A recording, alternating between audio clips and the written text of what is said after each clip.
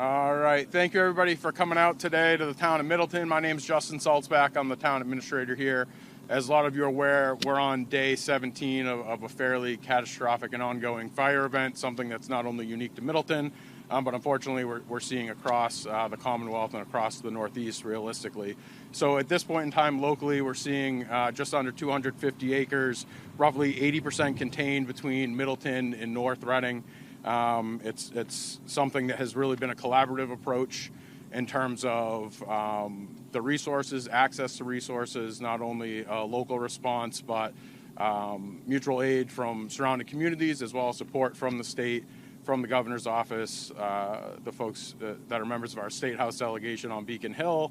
We're all kind of in this together and actively working towards it. So real quickly, I'd like to just thank local fire departments, MEMA, the Department of Fire Services, DCR, Forestry, Danvers Water, where we're at right now, the Massachusetts State Police, the National Guard, as well as local businesses and residents in Middleton who have really shown their character in this moment and stepped up to support our first responders here in town. So under the leadership of Chief Lacoste here, our fire chief, the response has been exceptional, and there's still a long way to go. And so with that said, I'm going to hand it off to Governor Healey. Thank you for being here with us today. Thanks, Administrator.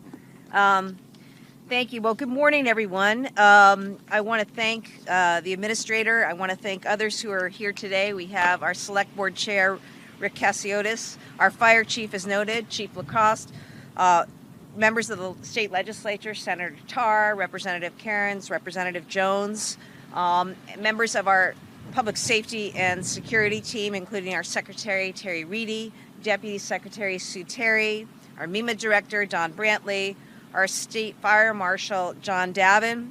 We also have our Secretary of Energy and Environmental Affairs, Rebecca Tepper, our DCR Commissioner, Brian Arrigo, DCR Chief Fire Warden, Dave Salino, North Reading Fire Chief, Donald Statz.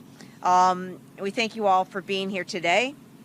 I just want to begin by thanking the firefighters who've been out there for weeks now, really battling winds, battling this drought, and battling an unprecedented number of wildfires in our state.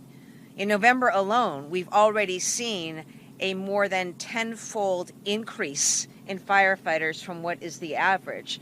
Last month, we saw a 1,200% increase in October for what the number of fires are typically for October. So that just speaks to the severity of this moment, how extreme the situation is, and the incredible work that these men and women have been having to do for days now to work to keep our communities safe. So I appreciate the immense effort and their sacrifice, and also the risks that they are putting in. 3 firefighters in Massachusetts have been injured. A firefighter in New York was recently killed due to falling trees, and we keep them in our prayers and know that there are a lot of risks associated with this job. I'm also here today to speak directly to the public, to let the public know that a lot of these fires that we're seeing, they're caused by human behavior, okay? Now is not the time to burn leaves. Now is not the time to go outside and light a fire out back and sit around one of our stoves. It's just not that time. And so my ask to the public is that you do everything that you can to minimize the risks, to protect our communities, to conserve water, and to support our firefighters. In Massachusetts, as I said, we had 208 fires in October. As of this weekend, 192 have been logged for November alone. And air quality continues to be affected in communities. The state has been providing emergency services, coordination, and resources through MEMA, DCR, our Department of Fire Services, the state police, the National Guard, who, by the way, is responsible for a lot of the water drops. We appreciate the work of the National Guard, the Department of Environmental Protection, the Department of Public Health, and Mass DOT. We're also receiving mutual aid assistance from Maine and New Hampshire through the Northeast Forest Fire Protection Compact. Current weather conditions, as you can see, present a very challenging situation. and we continue to face severe wildfire risk in Massachusetts. The National Weather Service has issued a red flag warning for almost all of Massachusetts today, meaning any outdoor fire is likely to spread and spread quickly and be very difficult to extinguish. We're in the midst of an extreme drought throughout every region in our state. We've had extremely low rainfall the last couple of months. Our Executive Office of Energy and Environmental Affairs has issued a level 3 critical drought alert for the central region of our state, as well as the northeast region where we are now. Western Massachusetts, Connecticut River Valley region, the southeast region are currently at level 2, which is still a significant drought condition. So what this means is that our groundwater levels have declined. That means there's less in our rivers and in our lakes. And it means I'm asking the public to conserve water at this time because we need it to fight fires. It's really important that people do things like run their dishwasher less frequently. Make sure you're running your washing machine only at full capacity. Take shorter showers. I'm going to tell my kids, take shorter showers and fix plumbing leaks immediately. This is important because we got to conserve water because it's being used right now to fight these fires. And finally, most importantly, no outdoor fires while these conditions continue. Some state parks have temporarily closed because of fires in that area, or they're being in a real high-risk area. We've put a ban on open flame and charcoal fires at all of our state parks. Pay attention to local restrictions and guidance. And please, everybody, just use common sense and don't contribute to creating risks. No fire pits, no charcoal grilling, no burning leaves, nothing that can send sparks right now. So let's do it. Let's work to make their job less difficult, and let's all stay safe and alert. And with that, I'd like to turn it over to our State Fire Marshal, John Davin.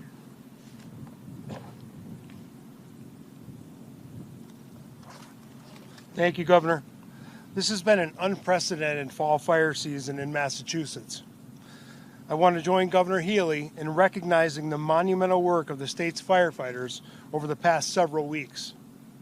Many of them have been working for days on end to protect their communities, and they're also deploying across the Commonwealth as part of our statewide fire mobilization plan to help protect other communities, and their work has been nothing but heroic. I have two core messages today. The first is to the public, and as the governor said, please use common sense. The weather conditions in Massachusetts have left outdoor fuel sources extremely dry. Any fire will spread quickly and will become very difficult to control. The fire will burn wide and it will burn deep into the ground. Follow all local and state guidance on outdoor fires and use extra caution with anything that could create sparks or embers, like power equipment or fireplace ashes. And if you see smoke or flames nearby, call 911 right away. The sooner we hear about a fire, the better chance we have of containing it. Second, I want to address the fire service. Firefighters from our cities and towns, DCR, and our partners from out of state, please be careful. As you know better than anyone else, these fires are labor-intensive events. Effective rehab is going to be vital to your health and safety. Stay alert for environmental hazards like tree snags, and we've been getting reports of trees and limbs falling at a lot of these fires, and unfortunately we have had a few firefighters be injured. And tragically, as the governor said, a forest ranger in New York lost his life over the weekend. And we lost a firefighter in Connecticut last week due to an ATV crash. It's a reminder of the hazards we face while operating in these environments in these off-road vehicles. Finally, I want to remind all the fire chiefs that our DFS resources are available to support you and your firefighters. We have drones, off-road vehicles, rehab units, and incident support units are all available, along with personnel to staff them. We've been working closely with our partners at MEMA, DCR, and the National Guard, and all of our state partners will meet your requests. We'll be there whenever and wherever you need us. Thank you very much. Thanks very much. Now I want to welcome up our Chief Fire Warden for the state, Dave Salino. Thank you, Governor and Marshall. I couldn't do it better, state it better myself on the messaging. What I will tell you is the story of how we got here and the why of why we see fires burning like this in October and November. The governor said it very eloquently. What a huge increase. We averaged 15 fires, wildland fires, in the last 6 years in the month of October, and we're at 212 logged into the system here this year. And on day 12 of November, we're at actually 261. Those numbers are fluid, by the way. There's so much activity going on that they're changing by the hour as we get fires into the system. And so where did this start? It really started at the end of August. At the end of August, we started to see a shift in the weather pattern, and we started to see dry periods work themselves in. And lo and behold, not much rain in the month of October. We started to see a lot of fire activity by middle October, starting to ramp up, and the fire behavior changed. It starts to burn deep into the organic soils, and every single day now that we go without precip, the situation gets worse. And what does that mean for us in the firefighters on the ground? And the marshal put it very well. Now for me, on a daily basis, I'm concerned about firefighter safety because this ramps up. And the reason that it ramps up is every day, every operational period that we go, and we go long operational periods into the night, every day that we go through, the fatigue factor starts to increase. And when fatigue factor increases, decision making starts to become a challenge. And so we want the public to know that. I'm going to add on to what the marshal and the governor said, that we're going to speak right to the public that all of these fires, by the way, are human caused. There's been no lightning systems in the area in October and November, and that's the natural cause of wildland fires. And so we know that all of these fires are human caused in some form or fashion. And so before you go out and light that campfire in the backyard or in the woods, in a state park, state forest, wherever you are, or burn a debris pile, there will be an escape. And if you leave a campfire unattended, there is no doubt that under these conditions it will escape. And it's going to affect your town firefighters and the state resources that you see here. So with that said, I wanted to thank all of the town firefighters and the state resources for their efforts. What a fantastic job.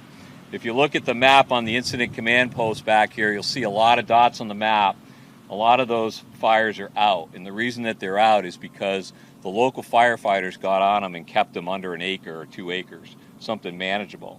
We have about 13 or 14 fires out there that went beyond that containment, and they're going to stay active now until we get a season-ending event that brings a lot of precipitation or snow or finally frost in the ground. So these fires are not going to go out. The Middletown Pond fire here will continue to burn interior, and you'll see efforts on a daily basis to watch that containment and keep it secure. So keep the firefighters in your thoughts and prayers as we go through this. And with that, I want to introduce the star of the show here at Middleton Pond, and that's Chief LaCoste.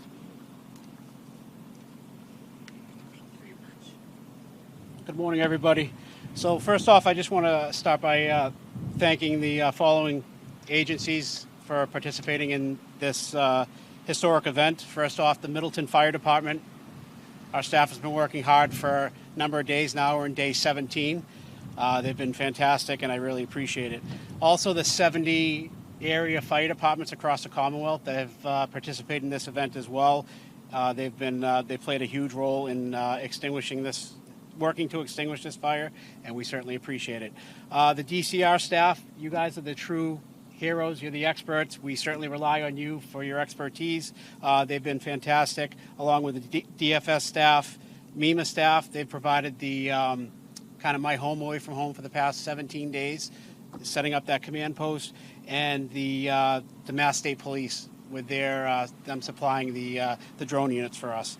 As far as the fire updates, as the town administrator mentioned, the fire is approximately 80% contained with an acreage of about 242 acres. So right now we're just patrolling the perimeter, trying to contain the hot spots inside the box, and we're going to be here for multiple days.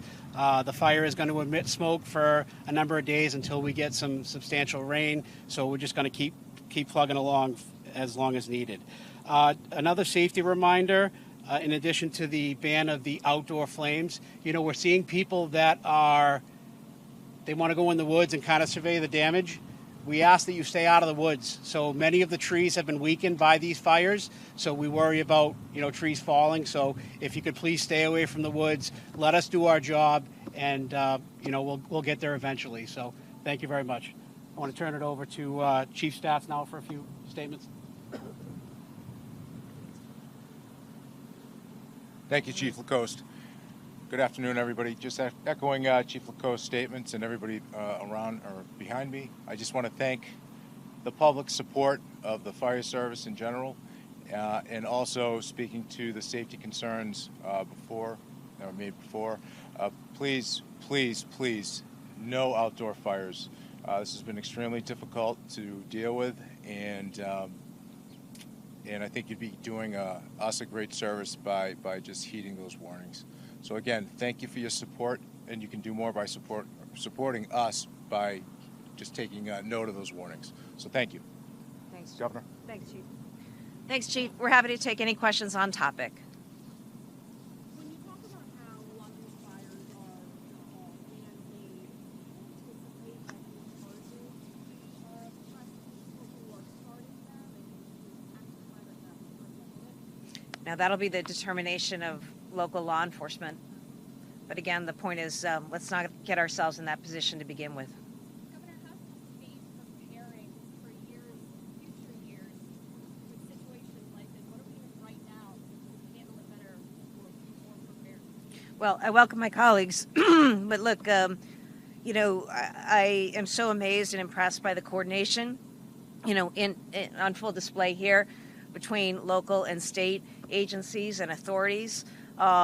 We're going to continue to fund and provide resources, though they have been taxed, with this and a lot of extra hours and overtime. And, that's going to be a hit to municipal budgets. We know that.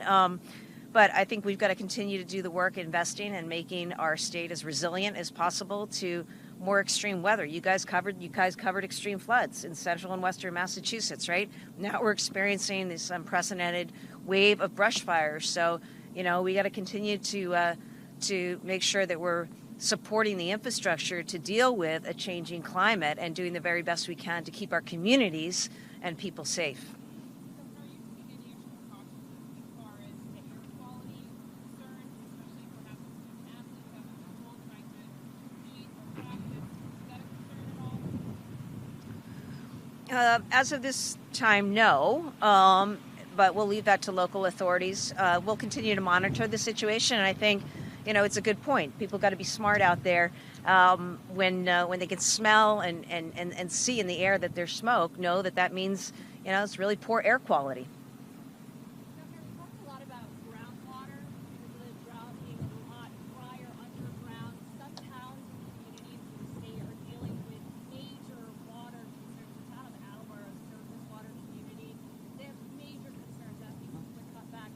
They're reaching out to the state to maybe work in some wells that have been cut off for that they're not using. Is that something the state is working with them, or other communities dealing with similar issues because of this? Well, I'll let the secretary add any comments, and our MEMA director as well. But I'm grateful. This is the Danvers water plant. It's been tapped a lot lately, right out there, and a lot of drops. Credit again to the Guard and the state police, the drone unit. But a lot of work is happening, and levels are really low. And so, we'll do all that we can to support our local communities in what is a challenging time. Do you have anything to add up front? So MEMA's role in something like that would be if there is a water crisis in a city or town, we would provide access to state-level contracts for water distribution and support community points of distribution for water. Outside of that, then working with the town and address any other emergency needs as they arise. Okay. I don't have a figure for that. Okay. Thanks, everybody. Stay safe out there. And thank you to all the men and women who have been working so hard over the last few weeks. I hope that the wind subsides and that we get some precipitation really, really soon. Take care.